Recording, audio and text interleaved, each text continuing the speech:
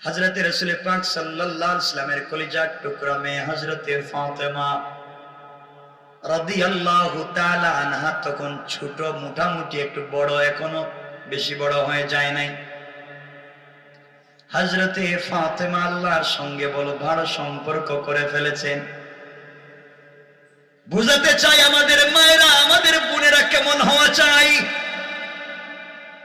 হযরতে ফাতেমার সঙ্গে আল্লাহর স্পেশাল একটা সম্পর্ক হয়ে গিয়েছে।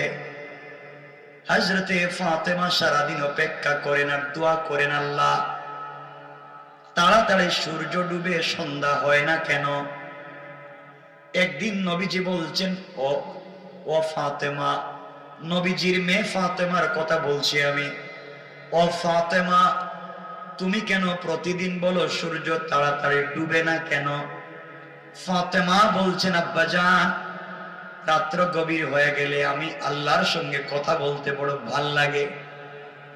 রাত্র হয়ে গেলে আমি সিজদায় পড়ে আল্লাহকে যখন ডাক দেই, তখন আমার কানে শুনি আল্লাহ আমার ডাকের জবাব দিচ্ছেন। আল্লাহু আকবার। এই জন্য আমি গভীর রাত্রে অপেক্ষা করে কখন রাত্র হয়ে যায়। তাদের ঘরে খাবারে ছিল না, দামি খাট ছিল না, হোয়াইট ডো আলমারি ছিল না, air cooler, air condition, tiles আর সিরামিক ছিল না। তাদের ঘরটা আল্লাহর ভালোবাসায় ভরা ছিল।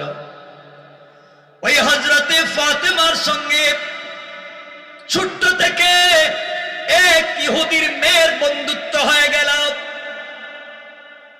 ইহুদির মেয়ের সম্পর্ক হয়ে গিয়েছে। ইহুদির মেয়ের বন্ধুত্ব একদিন দুই দিনের না, একটানা 12 বছর।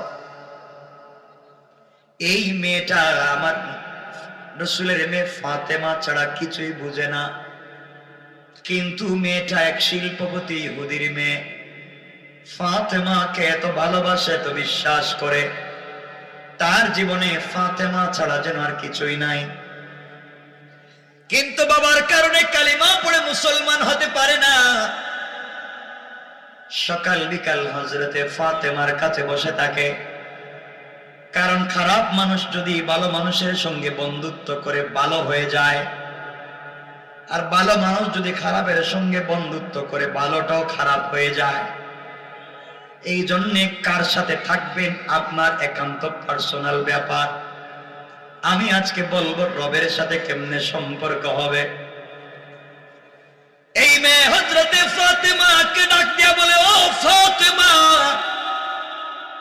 দুনিয়ার জমিনে আমি তোমাকে ছাড়া এত কাউকে বেশি ভালোবাসি না। আমি জানি তুমি জীবনে যত পরামর্শ দেও, কোনো পরামর্শ খারাপ দেও না। এই জন্য আমি চিন্তা করেছি, আমি যখন আমার পৃথিবীতে জীবনের শ্রেষ্ঠ সিদ্ধান্ত নিব, তখন তোমার সঙ্গে পরামর্শ করব। এই ফাতেমার সঙ্গে কথা বলে ইহুদির মেয়ে একদিন তার বাড়িতে গিয়েছে। যাওয়ার পরে ইহুদির মেয়েকে তার বাপ ডাক দিয়ে বলছে, মা রে, তোমার বয়স তো কম হয় নাই মা, বড় হয়ে গিয়েছ, তোমাকে বিয়ে দেওয়া লাগবে। বাপ ডাক দিয়া বলছে, মা রে, আমি সিদ্ধান্ত নিয়েছি তোমাকে আমি বিয়ে দেব। আমার মেয়ে, আমার কোনো ছেলে নাই, আমার কোনো মেয়ে নাই, তুমি একমাত্র আমার মেয়ে। আমার কোটি কোটি টাকা আছে, সম্পদের কোনো অভাব নাই। মেরে আমি একটা ছেলে ঠিক করেছি, মদিনার সব থেকে শিল্পপতি ইহুদির ছেলে, দেখতে যেমন হ্যান্ডসাম, স্টাইলিস্ট, টাকাও আছে, দেখতেও সুন্দর, তুমি কি বিয়েতে রাজি? হযরতে ফাতেমার এক বান্ধবী ইহুদির মেয়ে বলছে, আব্বাজান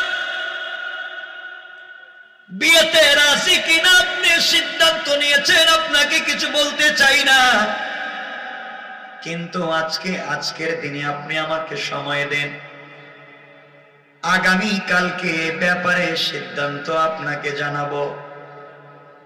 মেয়েটা বলতেছে, আব্বা জান আগামী কালকে জানাবো।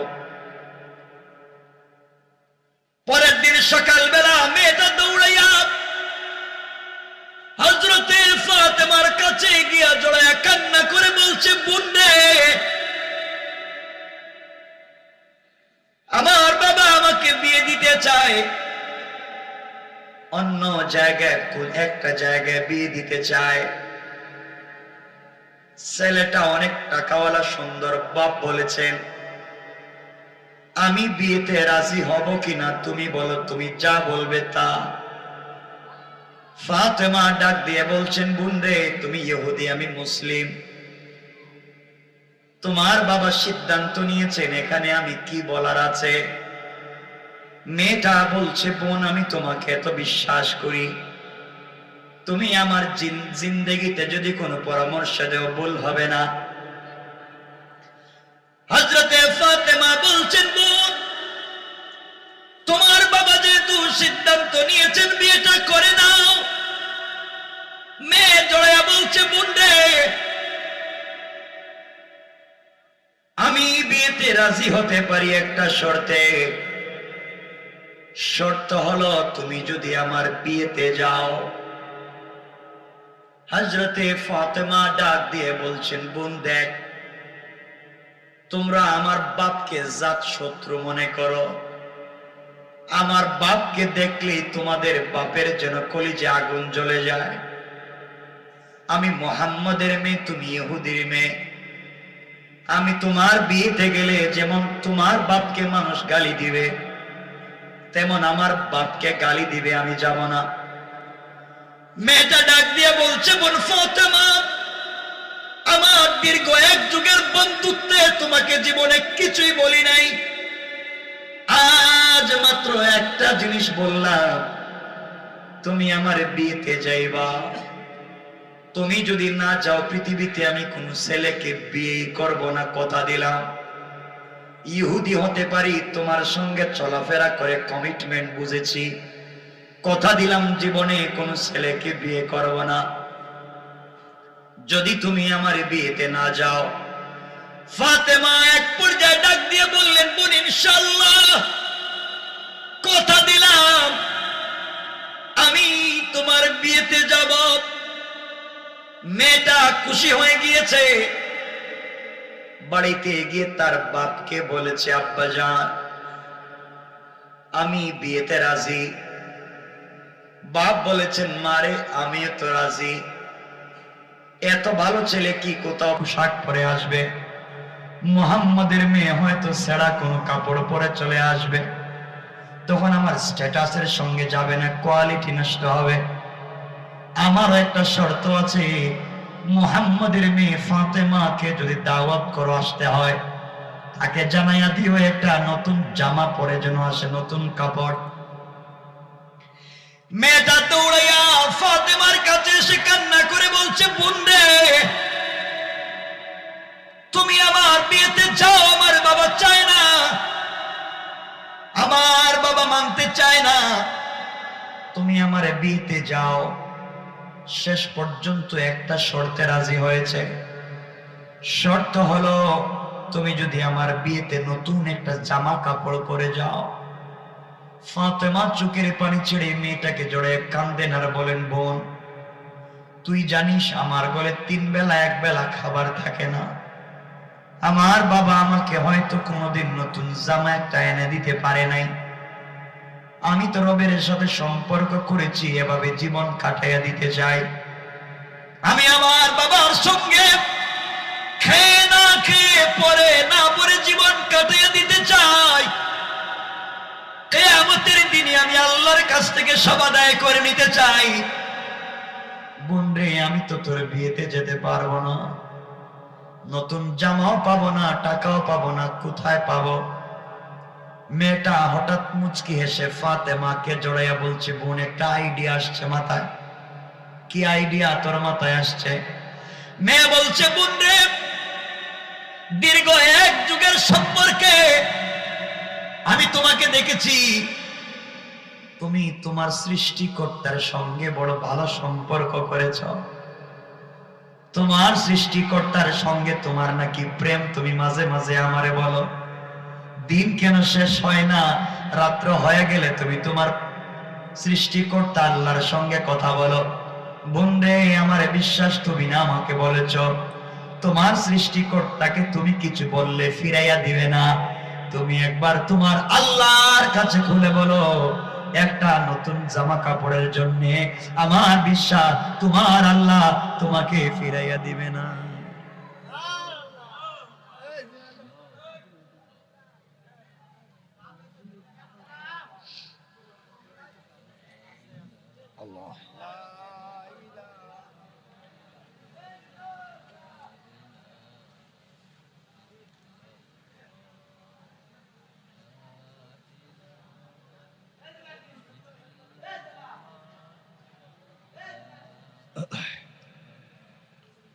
সাড়ে 12টা হয়ে যায়, আর কি করবো? হ্যাঁ, লম্বা হয়ে যেতেছে, লম্বা হয়ে যায়, দরকার নেই।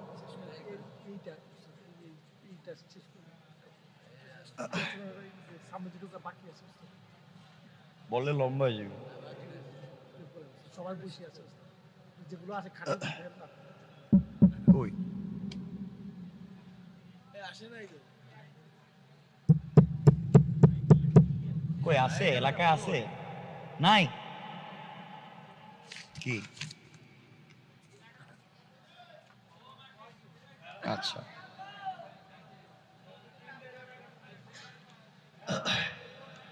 কই থাকে? আমি আর লম্বা করতে চাই না, আপনাদের কষ্ট হচ্ছে বুঝতেছে।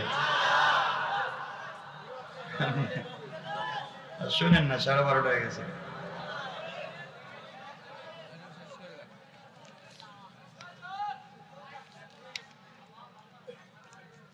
আমি সংকেত করে দিচ্ছি, বসেন, উঠবেন না।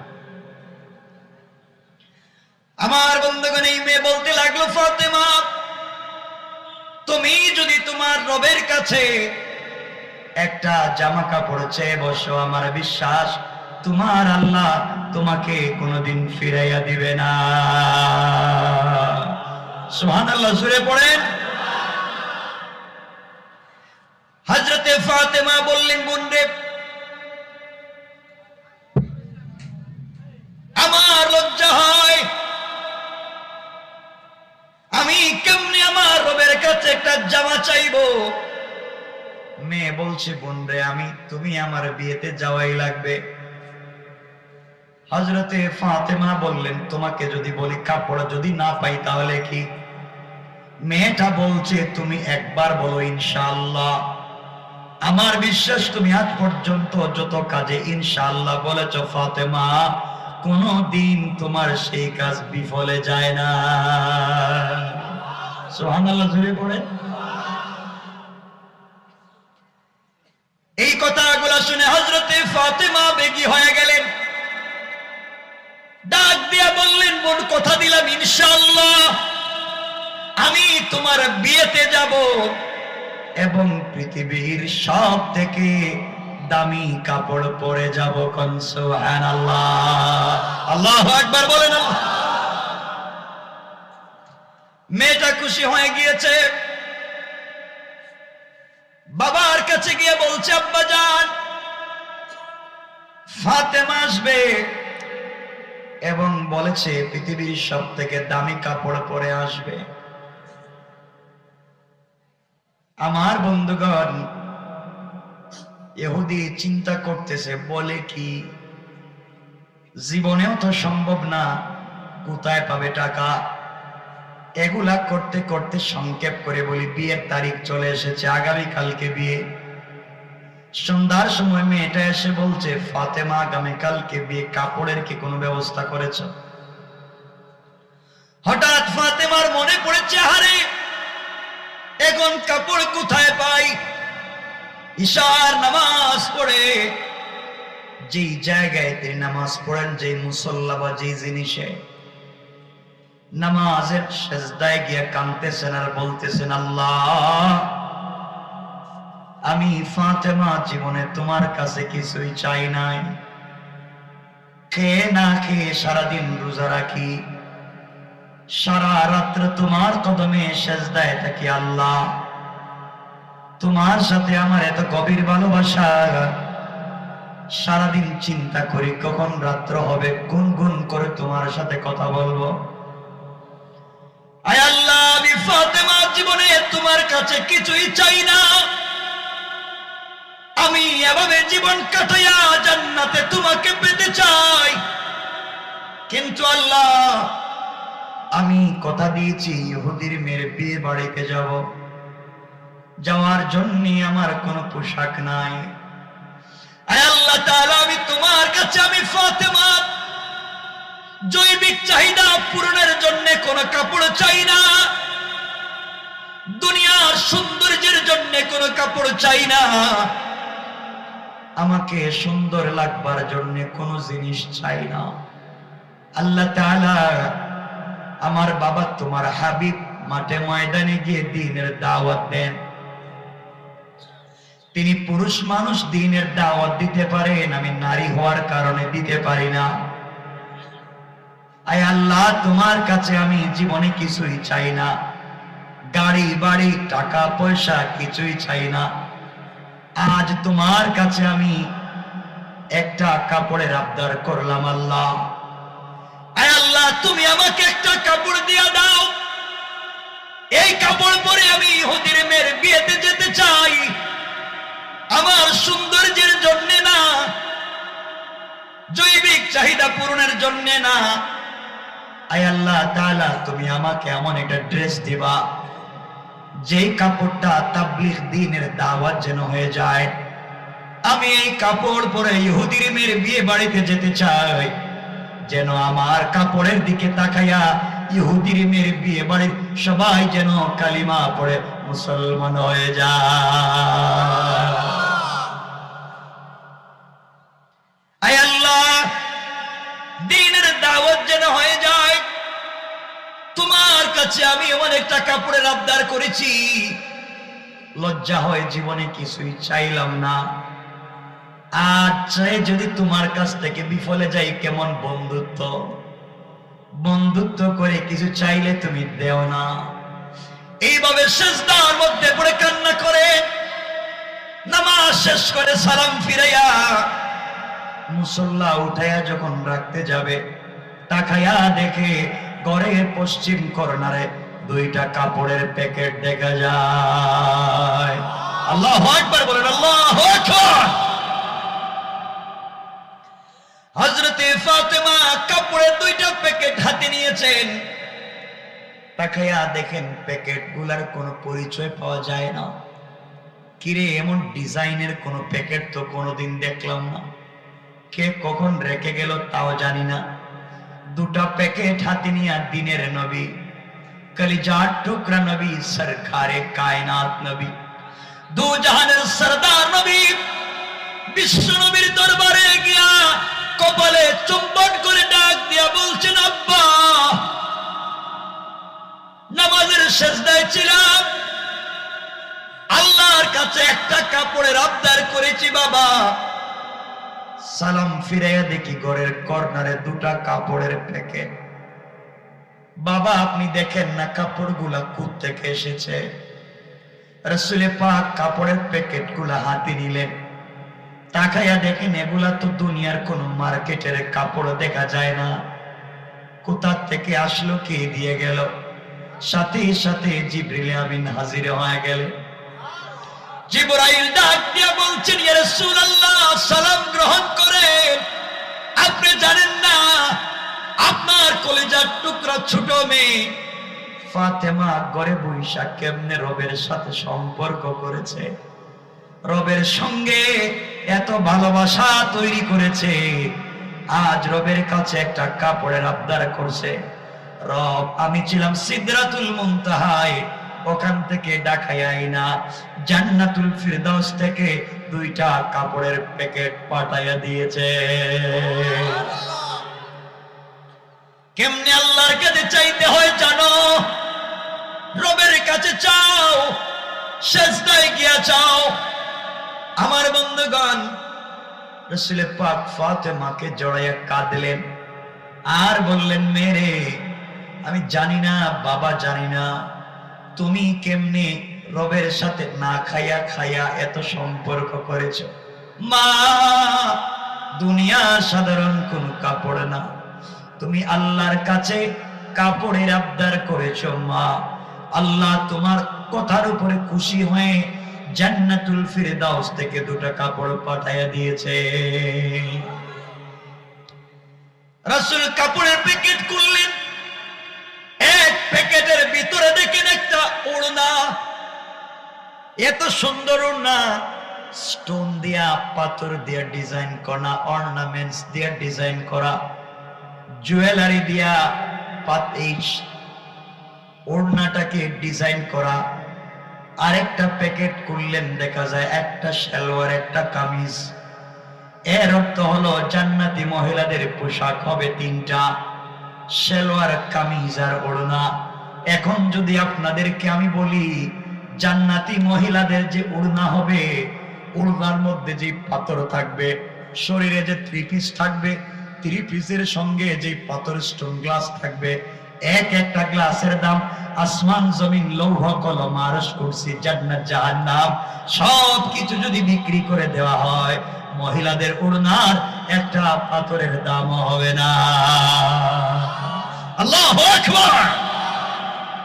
জিনিস রব রাখছে, এগুলো বাদ দিয়ে কেমনে চলেন দুনিয়ায়, পাগল হয়েছে। আমার বন্ধুগণের দিকে কথা বললে তো হার্ট অ্যাটাক করবেন। আল্লাহ কি রেখে দিয়েছে? নবীজি ফাতেমাকে জড়াইয়া বলছেন, মেরে আল্লাহ তোমাকে কম সুন্দর বানায় নাই, তুমি সুন্দর কাপড় পরে ইহুদির মেয়ের বাড়িতে যাইবা, মারে পর্দার সাথে যাইবা। কারণ রাসূল ভালো করে জানেন মেয়েরা যেদিন নতুন জামা কাপড় পরে এদিন কিন্তু পর্দা করে না। কথা বলেন, নতুনটা পড়লাম তাহলে পর্দা করলে দেখবো কে? এই জন্য আমার নবীজি বললেন এদিকে যাবো না। আমার নবীজি বললেন ফাতেমা নতুন জামা কাপড় পরে বিয়ে বাড়িতে গেলে পর্দার সাথে যাইও।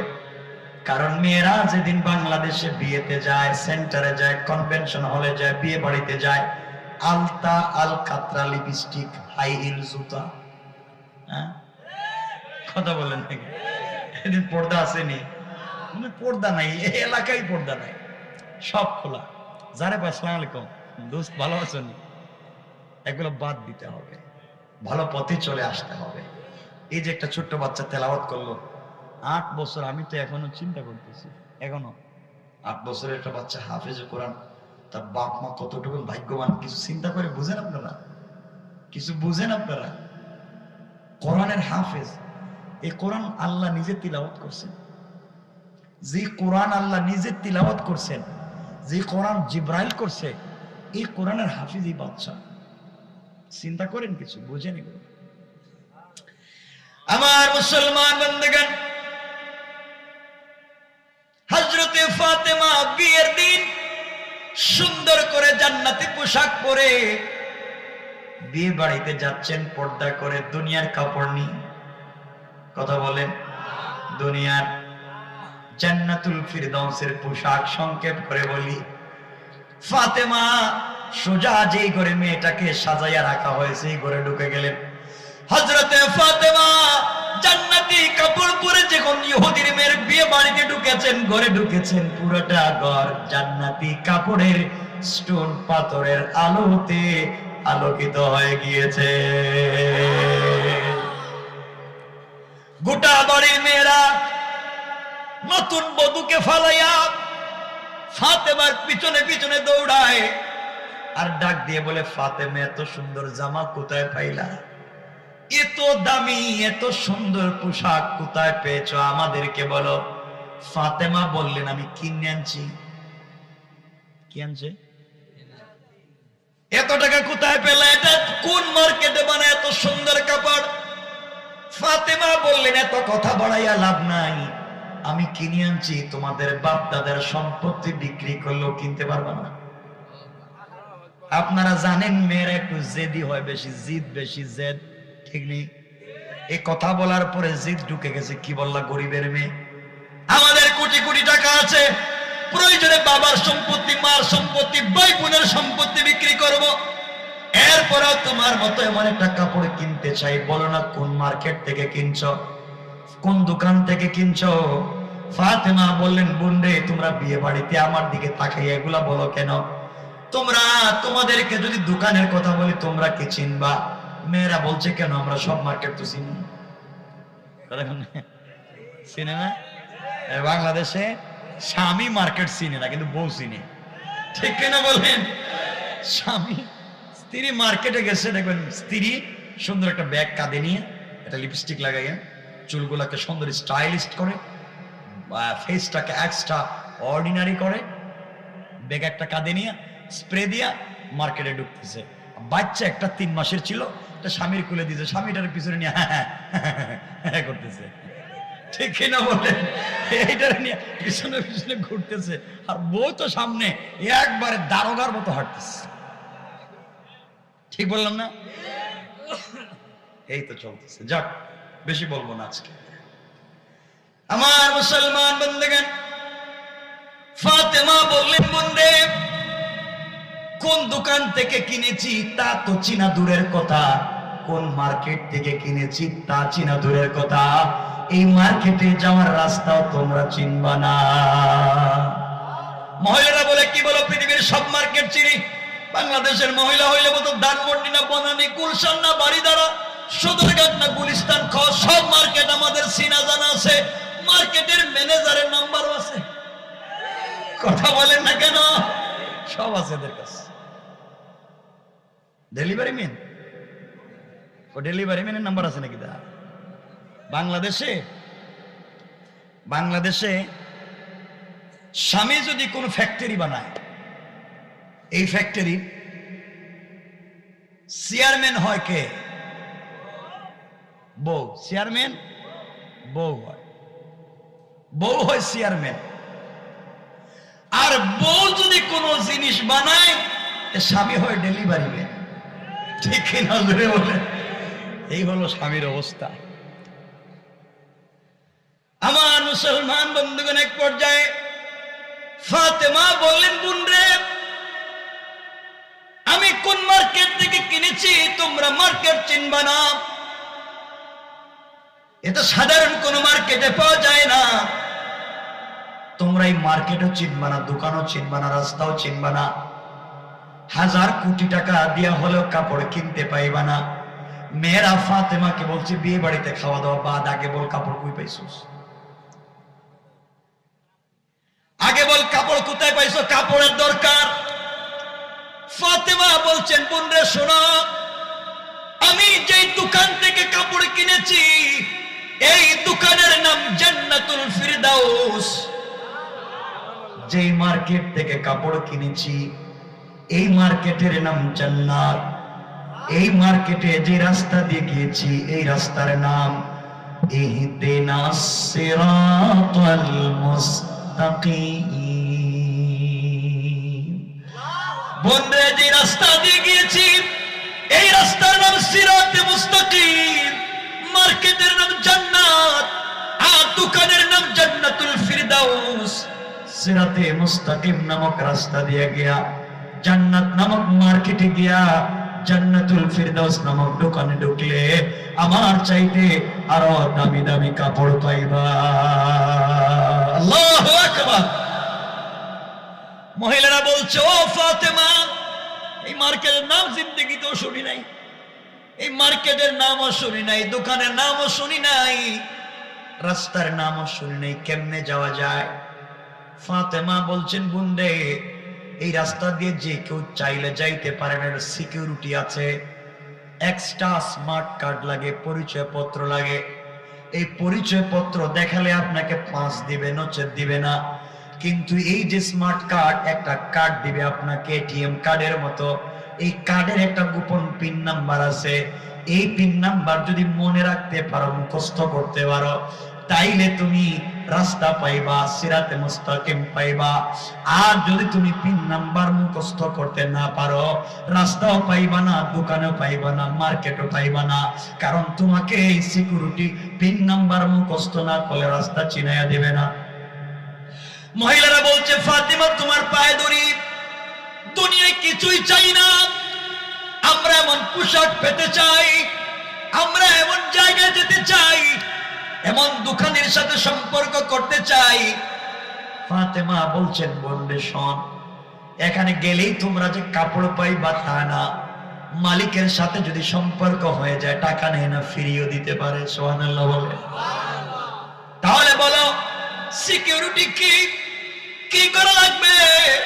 ফাতেমা বললে, তোমরা শুনো, যে রাস্তা দিয়ে যাইবা এই রাস্তার সিকিউরিটির নাম হলো ইসলাম, স্মার্ট কার্ডের নাম হলো আল কোরআন, আর পিন নাম্বার হলো লা ইলাহা ইল্লাল্লাহ মুহাম্মাদুর রাসূলুল্লাহ।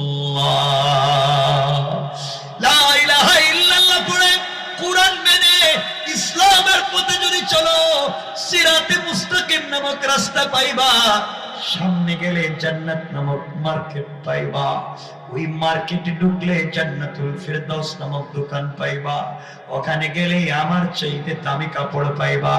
মহিলারা দাঁড়াইয়া বলছে, ফাতেমা আর দেরি করা যায় না, এই মুহূর্তে তুমি আমাদের সবাইকে কালেমা পড়াইয়া মুসলমান বানাইয়া দাও। ফাতেমা দাঁড়িয়ে গেলেন, তার কাপড়ের দিকে তাকাইয়া বিয়ে বাড়িতে একদিনে 372 জন, কেউ বলছেন প্রায় 1000 জন মহিলা কালিমা পড়ে মুসলমান হয়ে যায়। এই জন্য আল্লাহ বলেছেন, গোলাম কিছু চাইতে যদি হয় নামাজে চাও। আল্লাহ এই জন্য বলছেন, ওয়াল্লাযীনা ইয়াকুলুনা রব্বানা সরিফ আন্না আযাব জাহান্নাম